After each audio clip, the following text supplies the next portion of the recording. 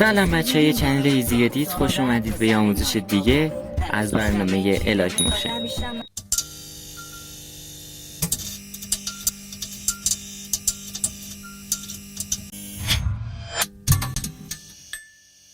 توی این آموزش قرار بهتون یاد بدم چطوری میتونید یک ادیتی مثل اون ادیت اسپیدی 5 بسازید که خیلی راحت و ایزیه. تا انتهای ویدیو با من همراه باشید. خب شما اولین کاری که میکنید اینی که وارد برنامه الایت موشن میشید. بعد که وارد برنامه الایت موشن شدید یه پروژه بسازید. نکته اول، پروژه‌ای که شما میسازید باید قالبش روی 16 و 9 باشه بچه. زمینه هم همون سفید بذارید. بیاید اینجا، اول دو تا شیپ لازم دارید. شیپ اول این یکی، یه شیپ دیگه هم بعد اضافه کنید. فعلا همین اولیه رو بسازید. شیپ اول رو به این صورت بزرگش کنید و این شکل یکم بریدش بالاتر کافیه. شیپ دوم دوباره همون رو دوبله بکنید، فقط با این تفاوت که رنگش رو عوض کنید، مشکیش کنید. و شیپ پایینی رو هم رنگش رو عوض کنید، سفیدش کنید. اوکی. خب الان بک‌گراند پشتی رو بچه، همین بک‌گراندی بود که پشت بود. بک‌گراند پشتی که من سفید کردم اونو تغییرش بدید به مشکی. حالا بک‌گراند سفید یکم بزرگتر از حالت معمول به این شکل و جوری تنظیمش کنید دقیقا مثل من که یه تیکه پایینی فقط داشته باشه. یکم هم بیشتر هم باشه ایرادی نداره بچه. خب حالا تا اینجا کار اوکیه. حالا به بک‌گراند سفیدی که انتخاب کرد روی افکت بزنید و اد افکت رو بزنید. وارد قسمت دراوینگ بچه اولین قسمت بشید و بعد قسمت گلو رو انتخاب کنید و اولین گزینه رو بزنید. توی این مرحله شما باید اون گلوی در واقع اون نور متن سفیدتون رو اوکی کنید. لازم نیست خیلی دیده بشه، فقط رنگش رو سفید بذارید. رادیوس رو روی 34، آلفا رو یکم بیشتر از حالت معمول و هدرس رو میتونید سختی بهش میگن کمش بکنید تا 33 صدم کافیه و اوکیه اسکرین نمایش. فقط الان بیاید وارد اون شیپ اولیه بود که سفید بود، یه کمی کوچیکش کنید.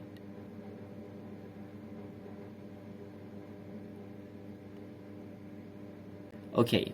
خب این از اولین قسمت کار. دومین کار شما اینه که عکس اون شخص مورد نظری که میخواید باش ادیت بزنید و بهش اضافه کنید. اوپاسیتی نوشته بزنید. بعدش رو قسمت لایت دومین قسمت و اولین قسمت نوشته اسکرین رو انتخاب بکنید. بعد که اسکرین رو انتخاب کردید کوچیکش بکنید. الان برای اینکه بفهمید داستان چیه بک‌گراند رو من تغییر میدم به آبی. خب ولی در آخر دوباره بک‌گراند باید همون مشکی باشه.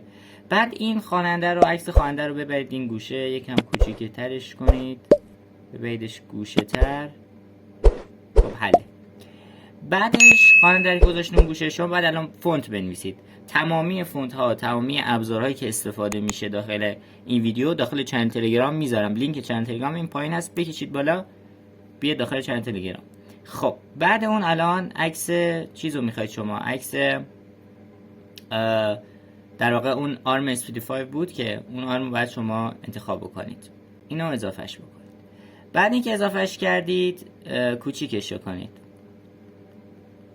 تا این حد کافیه. بیاییدش بذاریدش این پایین دقیقا.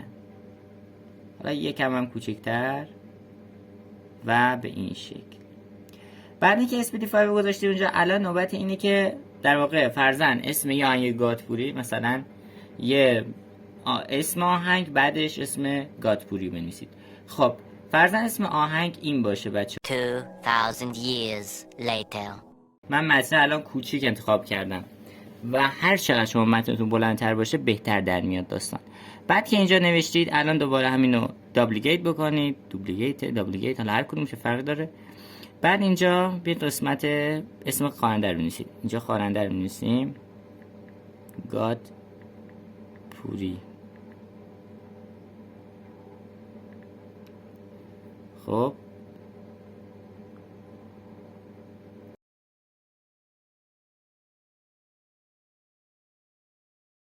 دوباره ویو آل فونت رو بزنید و این فونت رو انتخاب بکنید، فونت اولی.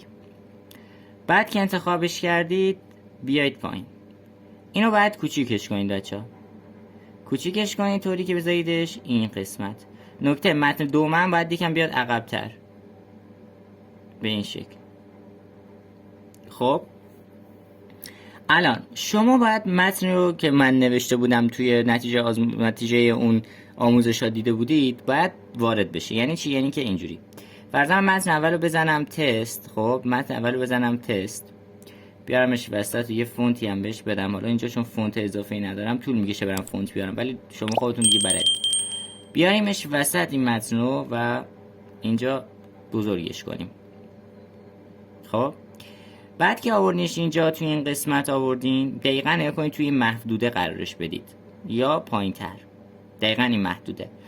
بعد روی قسمت موو ترانسفور برید، یک کیفریم بزنید اول، یکی هم بزنید وسط، تقریبا وسط نه، یکم مونده به آخر، و اینو ببرید بالا به این شکل.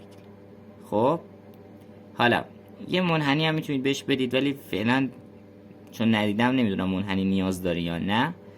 حالا باید بخش زوم یک کیفریم بزنید اینجا، یک کیفریم بزنید روی همون، و اینی که رفت بالا رو خب یک کیفریم بیایید آخر و این کیفریم آخر رو کوچیکش کنید، محو بشه اصلا.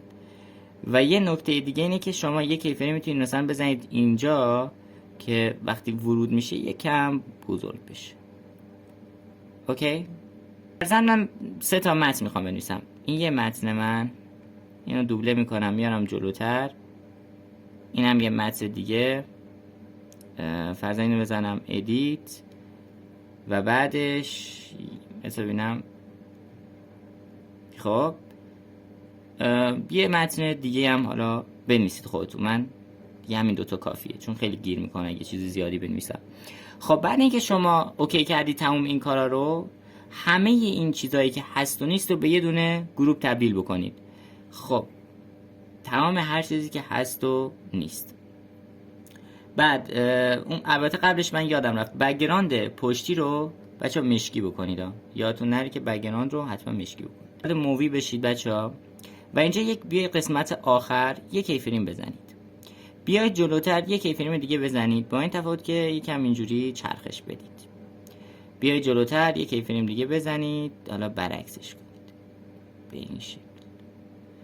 و یک کیفریم دیگه هم اینجا بزنید و در آخر کیفریم آخری که شما میزنید همه چی به حالت عادی یعنی به حالت عادی برش گردونید به این شکل. حالا ببینم اوکی. خب بعدی که شما این کارا رو کردید، همه داستان رو اوکی کردید، میرسید به یه بخشی که شما باید در واقع از این یه کپی از اینو خروجی بگیرید ازش.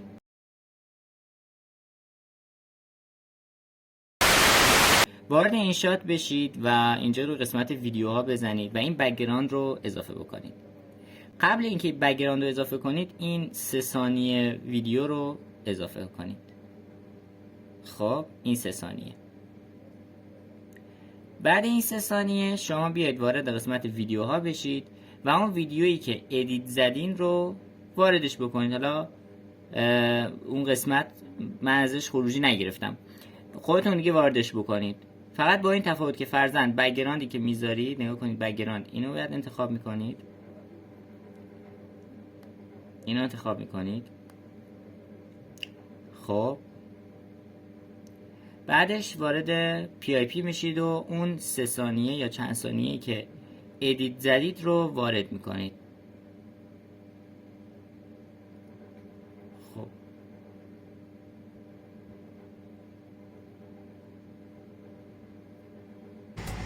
خیلی ممنونم تا اینجای ویدیو با من همراه بودید. حتما دکمه ساب چنل رو بزنید، حتما حمایت بکنید، لایک بکنید بچه‌ها، برای دیده شدن به لایک شما خیلی نیاز داره، و کامنت بذارید اگه جای مشکل داشتید توی هر برنامه ادیتی، توی هر هوش مصنوعی، حتما کامنت بذارید یا از طریق تلگرام من بیاید پیام بدید، حتما مشکلتون رو برطرف میکنم. تا ویدیو دیگه، بدرود.